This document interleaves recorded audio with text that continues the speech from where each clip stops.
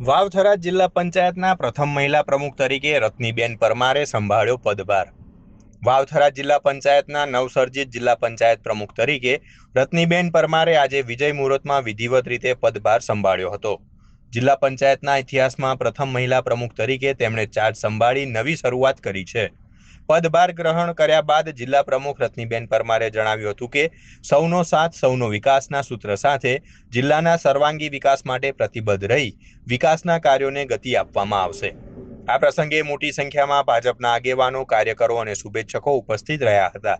સૌએ એકબીજાને મીઠાઈ ખવડાવી આનંદ વ્યક્ત કર્યો હતો।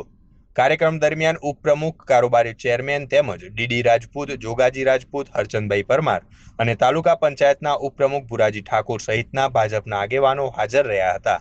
આ પ્રસંગે કાર્યકરોમાં ઉત્સાહ અને આનંદનો માહોલ જોવા મળ્યો હતો। ભાઈ પરમાર, મલુપર જિલ્લા પંચાયત 17 હું જનતા પાર્ટીનો ખૂબ ખૂબ આભાર માનું છું। આજે તારીખ 29/5/2026ના રોજ મને આ જવાબદારી પ્રમુખ તરીકે આપી છે, તો હું મારી નિષ્ઠાથી નિભાવીશ અને દરેક સમાજની પણ સેવા કરીશ અને દરેક પોતપોતાના કોમનો પણ હું વિકાસ કરીશ અને કોઈ બી રસ્તા, ગટર, રોડ કે પાણીની પણ હું વ્યવસ્થા કરીશ। એ મારો દિલથી ખુશથી હું કરીશ અને ખૂબ ખૂબ સૌનો આભાર માનું છું।